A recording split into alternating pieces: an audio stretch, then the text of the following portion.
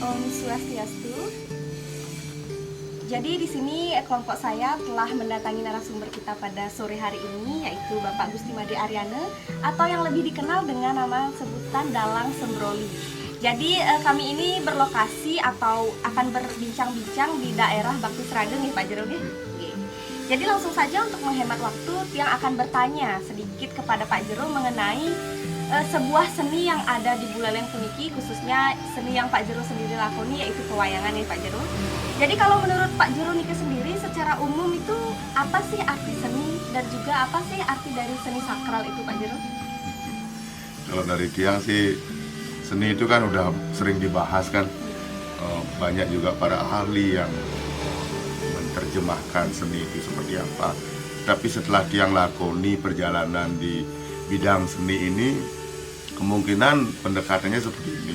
Jadi segala sesuatu yang ada dalam diri, entah itu berupa kayak angan-angan atau kegelisahan dicurahkan lewat keindahan, itulah seni gitu. Baik, jadi dalam seni itu mengandung keindahan gitu ya. Kemudian kalau seni sakral itu sih menurut Pak Jero itu bagaimana? Kalau seni sakral kan, sakral itu apa ya, suci ya kayaknya. Jadi kalau menurut Tiang, seni sakral itu ini dah kayak yang Tiang lakukan di wayang tradisi ini. Jadi kemungkinan itu yang disebut seni sakral di Bali khususnya. Iya. Nah jadi seni sakral itu kalau juga Tiang artikan dalam mata kuliah Tiang ke memang mengandung kesucian nih ke Pak Jero, seperti yang Pak Jero katakan. Nah kemudian menurut Pak Jero sendiri selama perjalanan menjadi seorang dalang, apa sih pengertian dari seni pewayangan itu dan sejak kapan sih seni pewayangan itu mulai ada Pak Jero? Kalau berbicara seni pewayangan itu kan sifatnya sangat luas sekali ya. Kita harus kasih ruang lingkup. Wayang, apakah wayang Indonesia atau sejarah wayang atau wayang yang di Bali gitu. Jadi itu juga sudah sering dibahas oleh para ahli, sejarawan, peneliti-peneliti seni. Jadi banyak yang buku-buku yang mengatakan bahwa kalau seni pewayangan di Bali itu memang sudah lahir atau sudah ada sejak zaman Bali kuno, sejak zaman Ugrasena, atau kemungkinan kalau ada juga para ahli yang menyebutkan di dalam prasasti Debetin saja sudah tercantum kesenian wayang gitu. Jadi yang berangka tahun 818 Saka gitu. Jadi kisaran abad 9 sudah ada wayang gitu, ada pertunjukan wayang atau ada kesenian wayang di Bali gitu. Kalau berbicara wayang di Bali gitu. Jadi harus dibatasi, kalau berbicara wayang luas sekali, wayang di dunia atau perkembangan wayang, perjalanan seni pewayangan itu kan sangat luas sekali ya. Iya benar sekali Pak Jero. Kebetulan Kak Tiang sendiri juga seorang dalang gitu. Namun Tiang tidak terlalu tertarik untuk mengetahui hal tersebut gitu kan. Karena sekarang kuliah terus dapat tugas seperti ini, jadi Tiang ingin menggali lebih dalam lagi. Jadi kalau menurut Pak Jero sendiri, apakah seni pewayangan ini termasuk seni sakral nih ke Pak Jero? Kalau kaitannya dengan ritual upacara, seni pewayangan ini sangat sakral bagi Tiang, karena Tiang juga keseharian Tiang juga menjalankan ini, artinya saya juga bergerak di bidang seni pertunjukan khususnya wayang, namun kaitannya dengan ritual upacara di Bali gitu. Oke, berarti kalau seperti itu bisa dikatakan sesuai dengan momen pertunjukannya Pak Jero ini? Ya, sesuai dengan momennya ya, sesuai dengan jenis pertunjukan. Oke, kemudian saya ingin bertanya Pak Jero, menurut Pak Jero sendiri bagaimana sih relevansi atau perkembangan seni pewayangan ini di era modern sekarang ini? Waduh, ini yang paling berat pertanyaannya. Jadi sampai hari ini juga Tiang dan kawan-kawan pegiat seni, khususnya seni pertunjukan di Bali dan apalagi seni pewayangan. Jadi kami juga semua kawan-kawan kami masih sampai hari ini sering membahas, sering berdiskusi terhadap apa sih yang bisa diperbuat, apa sih yang harus dilakukan di musim-musim sulit seperti sekarang ini gitu. Nah untungnya karena saya juga sering melakukan pertunjukan wayang yang kaitannya dengan ritual upacara. Di satu sisi saya masih bisa melakukan pertunjukan ini masih bisa melakukan kesenimanan saya di bidang seni pedalangan. Namun kaitannya dengan ritual upacara, salah satunya mungkin ada acara manusianya atau fitrianya, itu masih tetap berjalan walaupun tidak sepadat dulu gitu sebelum pandemi ini. Tetapi di sisi lain juga kan kita butuh sekali kreativitas kan, kreativitas selain melakukan pertunjukan wayang tradisi, kita juga di kawan-kawan di komunitas juga penting sekali untuk mengasah keilmuan, mengasah kreativitas gitu ya. Itu masih terkendala. Terkadang juga membuat sebuah pertunjukan yang sifatnya virtual, daring, luring itu sudah pernah kami lakukan. Namun belum menemukan yang betul-betul pas atau tepat gitu. Mungkin karena, dan kawan-kawan juga seperti itu tanggapannya terhadap kondisi seperti sekarang. Oke, benar sekali Pak Jero, apalagi di era pandemi puniki. Jadi Tiang juga yakin bahwa para seniman itu pasti akan berusaha untuk berinovasi tentunya supaya apa yang mereka lakukan itu bisa tetap terlaksana. Nah, berbicara soal kesucian nih Pak Jero, jika seni pewayangan ini bersifat sakral, Tiang pernah baca atau pernah dengar bahwa properti dari pertunjukan seni sakral itu disucikan Pak Jero. Kalau Pak Jero sendiri gimana sih Pak Jero mensucikan dari properti wayang tersebut? Kalau saya melakukan ritual pertunjukan wayang yang sakral, ini ke wayang yang dipergunakan yang khusus untuk upacara gitu. Jadi berbedalah dengan wayang yang dipergunakan untuk tontonan, itu berbeda. Jadi wayang-wayang yang Tiang lakukan untuk ruatan itu memang khusus disakralkan, tidak dipakai untuk yang lain. Berarti memang dipisahkan. Dipisahkan itu dengan wayang-wayang yang tidak dipasupati lah gitu.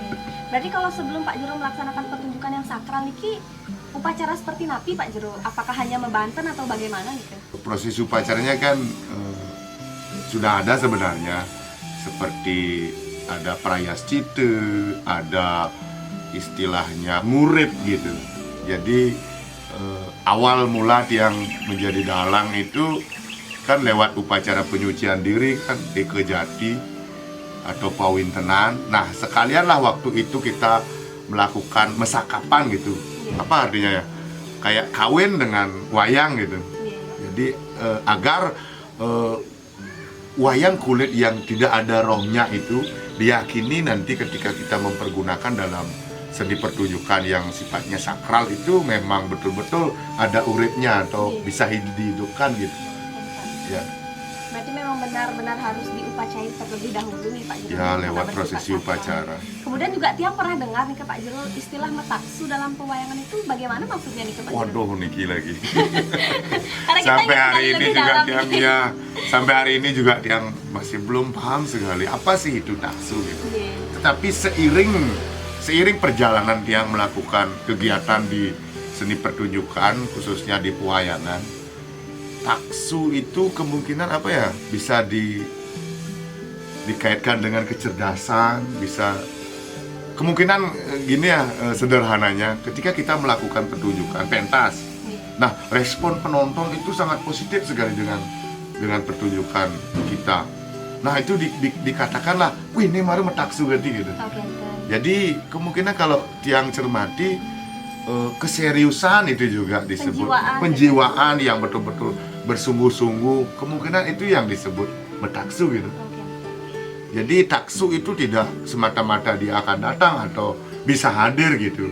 Nah, ketika kita melakukan sesuatu pertunjukan yang serius lewat betul-betul latihan dan lewat betul-betul prosesi yang sudah dianjurkan dari, kalau seperti itu yang mendalami dunia pewayangan ini, dasarnya itu adalah dharma pewayangan. Kalau betul-betul sudah menjalankan itu, ya kemungkinan taksu itu akan sedikit demi sedikit akan hadir dan jejering angge gitu. Nanti di jiwa seorang seniman. Ya, kemungkinan seperti ini. Kalau boleh Tiang tahu, dharma pewayangan itu seperti apa nih Pak Jero? Dharma pewayangan itu sejenis kalau dikatakan ini, kemungkinan undang-undang dasarnya gitu. Jadi aturan-aturan segala sesuatu yang bersifat aturan-aturan oleh para dalang itu, oleh orang-orang mendalami ilmu pewayangan atau ilmu pedalangan Bali itu dasarnya memang Dharma Pewayangan. Dharma Pewayangan. Dharma Pewayangan ya. Jadi untuk mendapatkan taksu itu harus melewati dasar seperti itu Pak Jero. Ya harus sedikit tidaknya memahami lah Dharma Pewayangan, dan Tiang juga selama berguru di pendidikan formal di para guru-guru dalang Lingsir di Buleleng itu juga semua menganjurkan dasarnya adalah memang membaca Dharma Pewayangan dan nelebang ya. Nelebang itu apa ya? Mengambil intisarinya dan menerapkan dalam diri gitu. Iya, menarik sekali Pak Jero ya. Kalau Pak Jero sendiri pengalaman selama menjadi dalang itu ada hal yang menarik gitu dalam Pak Jero melakoni bertahun-tahun gitu pewayangan puniki. Ada nggak kesan menariknya seperti nanti Pak Jero? Kalau kesan menarik sih banyak sekali sebenarnya. Bahkan setiap kali Tiang pentas niku mempunyai pengalaman yang berbeda, tidak pernah sama. Walaupun kita membawakan lakon yang sama ataukah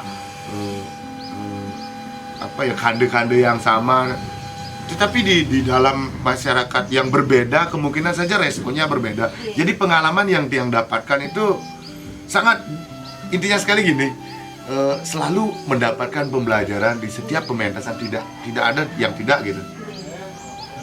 Pengalaman menarik sih banyak sekali sebenarnya. Ya. Jadi selama Pak Jero niki melakoni bidang dalang, cerita-cerita apa saja yang paling sering Pak Jero tampilkan? Nah sekarang ini kan yang sering melakukan pertunjukan wayang itu di seputaran Kota Singaraja. Nah terkadang jujur saja peminat wayang atau pemerhati wayang itu musim-musim sekarang itu atau hari inilah kita katakan kurang sebenarnya. Jadi masyarakat pada umumnya itu sangat jarang sekali mengerti tentang wayang. Bahasanya termasuk cerita yang disampaikan gitu. Nah saya sering mencoba membawakan cerita-cerita carangan gitu. Cerita-cerita carangan itu adalah cerita-cerita yang tidak samalah dengan lakon pokok dalam Mahabharata atau Ramayana gitu. Jadi dalang itu diperbolehkan untuk membuat sebuah cerita, namun tidak keluar dari konsep-konsep dasar cerita babonnya gitu. Kalau Tiang lakoni, karena Tiang lebih sering membawakan lakon Parwe namanya. Parwe itu lakon Mahabharata gitu. Jadi Tiang sering membawakan cerita-cerita carangan. Tujuannya tiada lain adalah mencoba untuk penonton atau masyarakat itu lebih memahami atau lebih tertarik lah dengan pertunjukan. Satu, kita bisa lebih singkat gitu, lebih dimengerti, dan ceritanya juga lebih dipahami karena cerita-cerita ringan kadang-kadang gitu. Berarti seperti di aransemen itu Pak Jero? Ya, kemungkinan seperti itu. Nah kemudian saya ingin bertanya Pak Jero, di era pandemi puniki banyak sekali musibah atau khususnya di Bali niki Pak Jero, perekonomian itu semakin turun seperti itu. Jadi para turis yang datang ke sini juga minatnya mulai sedikit, tapi dengan inovasi di Bali menunjukkan sarana sakral seperti pewayangan ini dipertunjukkan demi mendapatkan uang dari para turis tersebut. Istilahnya seperti sebuah pertunjukan. Namun kalau wayang ini bersifat sakral Pak Jero, gimana sih tanggapan Pak Jero terhadap pertunjukan yang dilakukan oleh masyarakat Bali ini demi mendapatkan pundi-pundi uang itu? Sepengetahuan saya sebagai pelaku seni pertunjukan khususnya pedalangan. Nah, kemungkinan di era pandemi ini kita harus masuk ke dalam diri. Masuk ke dalam diri apa itu?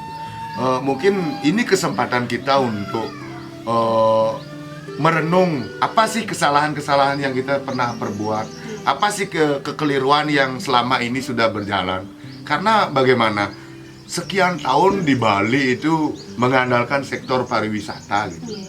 Tetapi ketika baru 1 tahun kita sudah betul-betul lanjut, bahkan parah sekali di Bali. Nah ini kesalahannya di mana? Nah pengalaman Tiang ketika ada teman-teman yang mengajak orang dari luar gitu, mengajak turis ke tempat Tiang, dia ternyata memang tertarik sekali dengan hal yang Tiang lakukan gitu. Para turis itu ketika melihat Tiang melakukan pertunjukan wayang di tempat upacara, dia memang sangat betul-betul tertarik dan senang sekali gitu. Berbeda dengan melihat pertunjukan yang sifatnya di panggung, yang sifatnya konvensional. Artinya kemungkinan ini ya para turis itu kurang menarik seperti itu gitu. Nah, kemungkinan juga ini ada kesalahan manajemen orang-orang yang tahu, yang membidangi hal itu. Gimana ya caranya? Intinya supaya tidak disalahgunakan gitu Pak Jero. Nah, Karena itu kan mungkin. properti ini juga ada yang bersifat sakral gitu Pak Jero. Iya sih. Ini Pak Jero, kalau boleh Tiang tahu, Pak Jero ini sudah berapa lama nih melakoni profesi sebagai dalang? Kalau tiang yang melakukan pewayangan ngeruat atau yang kaitannya dengan ritual upacara sudah 6 tahunan kayaknya. Kalau mendalami dunia pedalangan sudah lebih dari 10 tahun. Itu sudah lama sekali Pak Jero ya? Belum sih, kalau kategori dalang itu kan belum kayaknya. Belum. Ya, Tapi Tiang yakin Pak Jero pengalamannya sudah banyak sekali Niki pasti. beda dengan dalang-dalang senior ya, yang Oke. baru juga. Mungkin Nike saja yang Tiang tanyakan Pak Jero, suksema atas masukannya sehingga kami juga tahu apa sih seni dalang tersebut. Nah, kemudian Tiang ingin meminta motivasi nih dari Pak Jero untuk teman-teman yang nantinya bakalan menonton video Tiang kali ini gitu. Apa sih pesan Pak Jero untuk generasi muda ke depannya? Apa ya pesannya? Sebenarnya sih nggak berhak saya memberikan pesan-pesan seperti itu. Kemungkinan gini aja, jangan lupakan budayamu sebelum nanti dimuseumkan. Jadi juga kita generasi muda patut tahu Pak Jero ya, setidaknya tahulah apa itu budaya yang kita miliki. Apalagi pewayangan ini memang identik dengan di Bali seperti itu Pak Jero. Ya. Mungkin itu saja Pak Jero yang dapat yang tanyakan.